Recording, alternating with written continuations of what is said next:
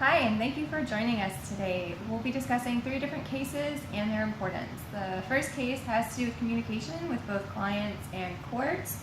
The second case has to do with Fourth Amendment violations, that is unlawful searches and seizures. And the third case has to do with contract and employment law. So without further ado, let's jump right in. The first case we'll be discussing today is that of Maples v. Thomas. Mr. Maples was tried and convicted of his crimes and was sentenced to death. Immediately following his conviction, he began the lengthy appeals process.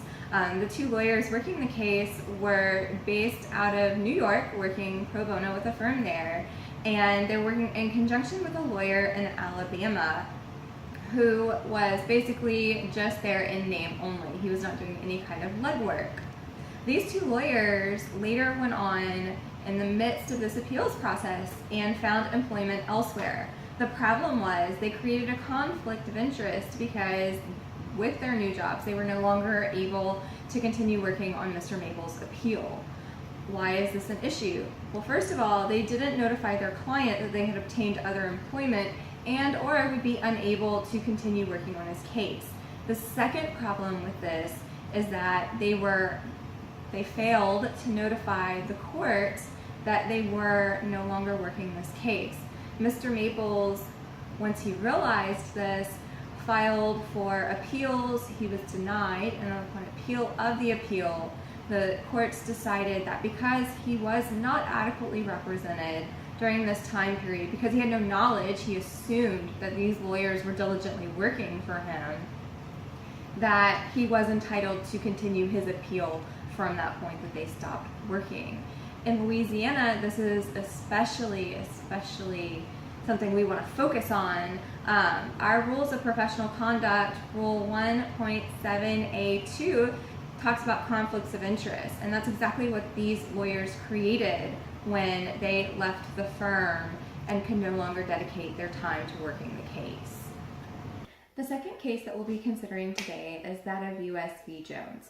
Mr. Jones was a suspected drug trafficker, and as the police built their case, they needed more data. They needed to find out where he was going. They went before a judge, presented their data, and the judge signed off on a warrant to allow the police officers to place a GPS tracking device on the vehicle. This search warrant was issued in Washington, D.C., and the police had 10 days to apply the tracker to the vehicle. Unfortunately for the police, they weren't able to apply it until day 11, and they applied it in Maryland, not Virginia. Moving forward, they collected the evidence from the GPS and were able to use it to formulate a case against Mr. Jones. Well, during the trial and even on appeal afterwards, Mr. Jones's lawyers said, hey, this is unconstitutional. You cannot do this. This is a search and seizure. This is a violation of his Fourth Amendment rights. The lower court judges did deny this. However, higher court judges such as Supreme Court, State Supreme Court, and higher decided that this did in fact constitute a violation of Mr. Jones's Fourth Amendment right against searches and seizures, illegal searches and seizures. Furthermore, on appeal, the government tried to raise several different points that had not been raised at the trial court level.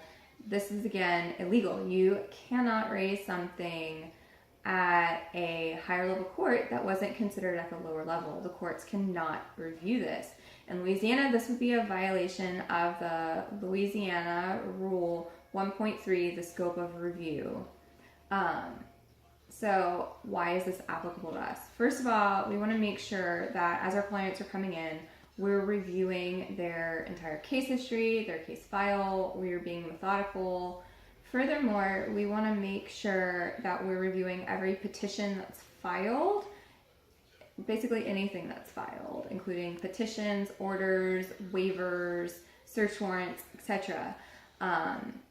Especially as cases move to appeal, it's very important to review transcripts as well, so we know exactly what was raised during the trial court level so that nothing new can be snuck in. The final case that we'll be considering today is that of Hess v. Konosky & Associates.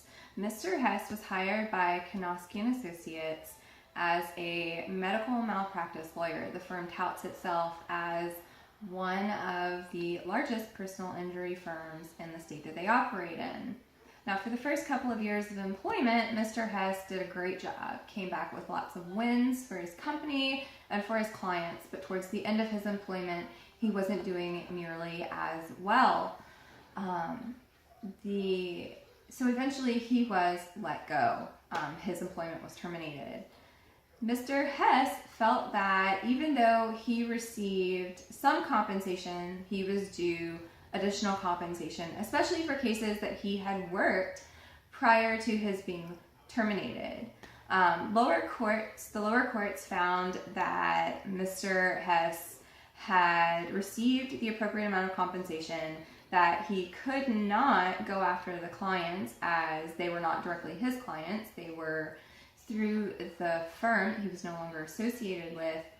And they also found that he himself had said he had received adequate compensation.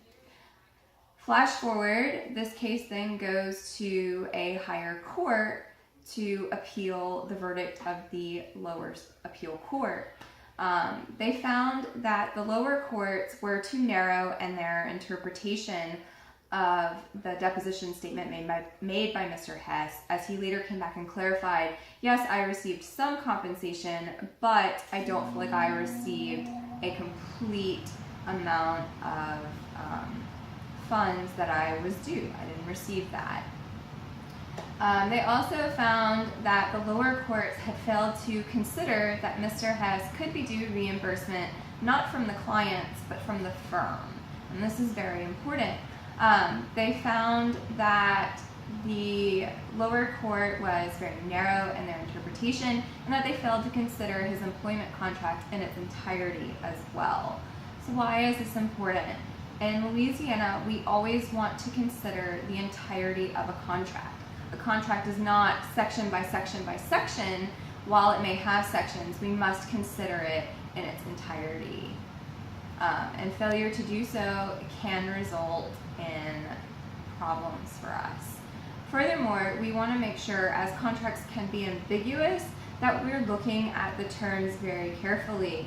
These ambiguous terms could be terms that need to be defined via a dictionary, or if they're common use or industry terms, defined based on the industry that they are most common in. So in conclusion, we have reviewed 3 cases today. The first one, Mr. Maples, illustrates why it's so important that we communicate not only with our clients but with the courts, especially when we've encountered a conflict of interest. The second case of Mr. Jones illustrates why it is so very important to not only speak with clients but to understand what exactly constitutes unlawful searches and seizures, i.e. violations of a person's Fourth Amendment rights, as well as knowing a case forward and backwards so that the opposition cannot raise things that were not raised in a lower court level. Finally, we consider Mr. Hess, who was our final case, who suffered from an employment dispute. In this case, it's very important that we consider all aspects of an employment contract so we can afford our clients the best defense possible. The best kind of defense is a good offense. So we need to be offensive team players and work for our clients. If you have any questions, please don't hesitate to contact me. Thank you.